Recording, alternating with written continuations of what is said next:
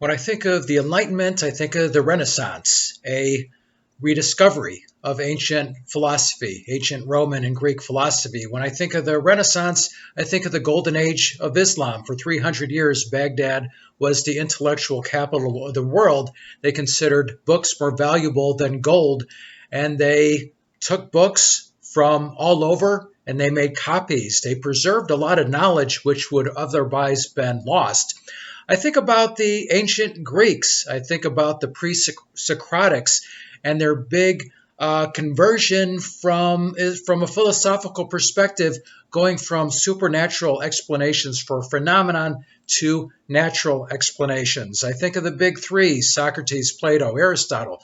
I think about Socrates and his philosophy, the idea that everything can be questioned, even the wisdom of powerful men, even the definitions of gods. Socrates questioned the depictions of gods by Homer. And of course, Socrates' death, where he's given a chance to escape, but he felt obligated to follow the law and serve the sentence. I think of Aristotle. Being the first biologist, documenting, organizing plants and animals, somebody who had an idea for everything. And of course, some of his ideas were wrong. He believed that flies came about from spontaneous generation from dung. Now, spontaneous generation from dung is the best explanation we have for these PragerU con men that attack science. And in this video, recently released by PragerU, attack the Enlightenment. But it does not provide the best explanation for flies. Now, that's what when I think of the Enlightenment. The founding fathers of the United States are considered products of the Enlightenment because they were educated in ancient Greek and Roman philosophy. Now, according to this guy that Prager University dug up from somewhere, this is the definition of the Enlightenment. The definition of the Enlightenment is believing in reason without experience. I have never heard that explanation. That is such a ridiculous and absurd explanation, but this is how he defines it: reason without experience. And then he makes this ridiculous definition, and then he attacks the ridiculous definition that he and only he has ever made of this term. The claim that all good things come from the Enlightenment is most closely associated with the late 18th century German philosopher Immanuel Kant. For Kant, reason is universal, infallible, and independent of experience. His extraordinarily dogmatic philosophy insisted that there can be only one correct answer to every question in science, morality, and politics, and that to reach the one correct answer, mankind had to free itself from the chains of the past. That is, from history, tradition, and experience. But this Enlightenment view is not only wrong, it's dangerous. Human reason, when cut loose from the constraints imposed by history, tradition, and experience, produces a lot of crazy notions.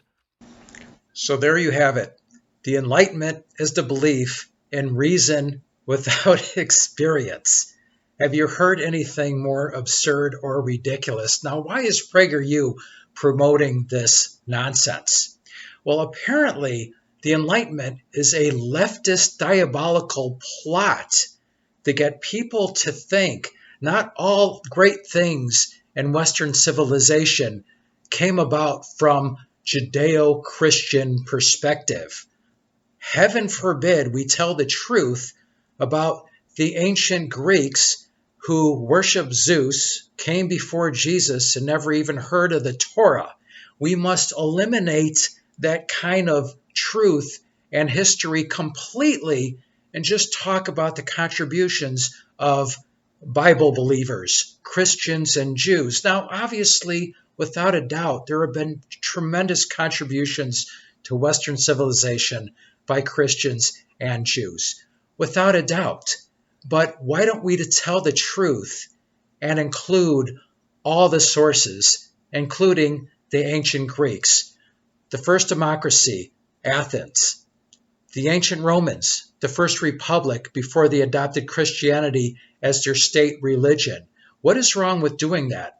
When you look at George Washington talking about the foundation of the United States, he says we are at a time where the understanding of human freedom and the human condition is better than any other time in history. And this is due to a long lineage of philosophers and sages and legislators. So the foundation of the United States has many components, including ancient Greeks' first democracy, ancient Romans' first republic, social contract theory, philosopher John Locke, and we even have influence from the Six Nation of the Iroquois, where we took some of their governing structure and incorporated into ours. So what's wrong with this idea, this philosophy that looks at history? I mean, the idea that the Enlightenment is about ignoring history and experience, it is so insane and dishonest. Obviously, that's the opposite of what the Enlightenment is. It's talking about history. It's talking about these people that came before, long before, thousands of years ago, and these discoveries and contributions that they made, and then building upon that. So let's talk about the truth. The truth is there are many factors that got us to where we are today.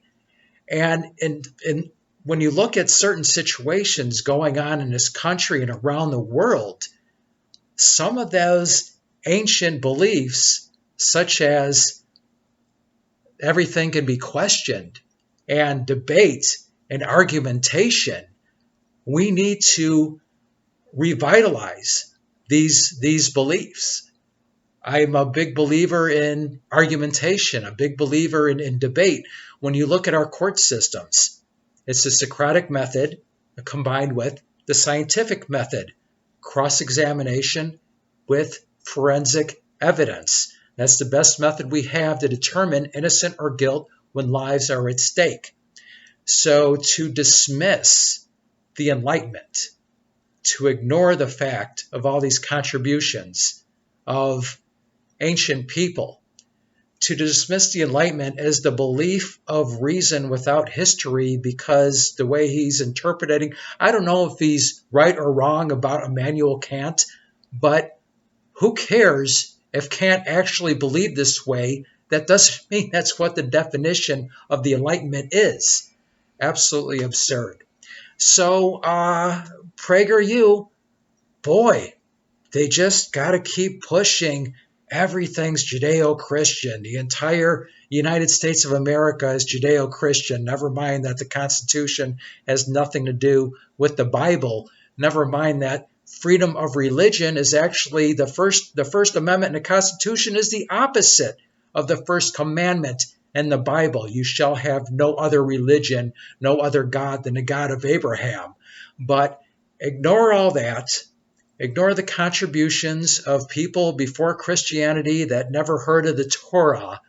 We just have to brainwash everybody into believing that every advancement in Western civilization was due to so-called Judeo-Christian values. Absolutely dishonest, absolutely ridiculous. This is Jim Wall. Thanks for watching. Until next time. Cisco, do we have to leave all our good friends now? Only until next time, Pancho. Adios, amigos.